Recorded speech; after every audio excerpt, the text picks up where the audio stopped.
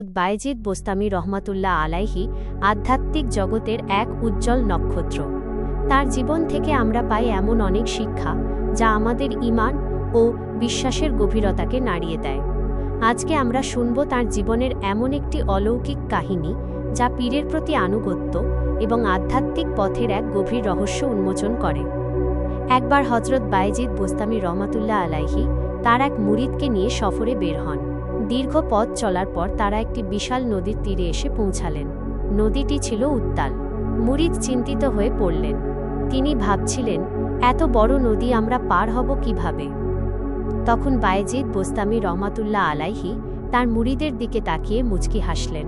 তিনি বললেন, ভয় পেও না, তুমি জবান থেকে ক্রমাগত ইয়া বায়েজিদ জপ করতে থাকো আর আল্লাহর ওপর ভরসা করে পানির ওপর দিয়ে হাঁটা শুরু করো।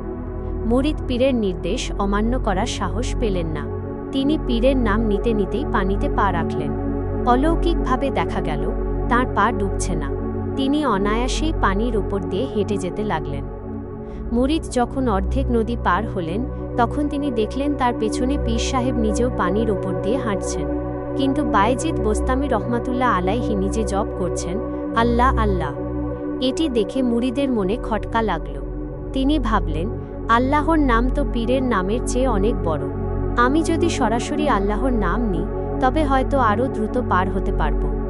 যেই ভাবা সেই কাজ। মুরিদ ইয়া বায়েজিদ বলা বন্ধ করে দিয়ে আল্লাহ আল্লাহ জপ করা শুরু করলেন। কিন্তু পরক্ষণেই তিনি মুহূর্তে পানির নিচে তলিয়ে যেতে শুরু করলেন। বায়েজিদ বোস্তামি রহমাতুল্লাহ আলাইহি দ্রুত এগিয়ে এসে মুরিদের হাত ধরে তাকে টেনে তুললেন এবং বললেন, হে প্রিয় শিষ্য, তুমি কেন ডুবলে জানো?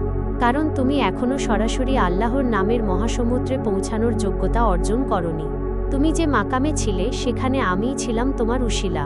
সরাসরি আল্লাহর নামে পৌঁছানোর আগে পীরের প্রতি যে পূর্ণ সমর্পণ প্রয়োজন, তুমি সেখান থেকে বিচ্যুত হয়েছ। শিক্ষণীয় সারকথা, এই কাহিনীর মূল শিক্ষা হল সুফি দর্শনের ফানা পীর শেখ বা গন্তব্যে পৌঁছানোর জন্য সঠিক পথপ্রদর্শককে অনুসরণ করা। আধ্যাত্মিক সাধনায় গুরুর নির্দেশ এবং তার উসিলা যে কতটা গুরুত্বপূর্ণ, এই গল্পটি তারই এক অনন্য উদাহরণ।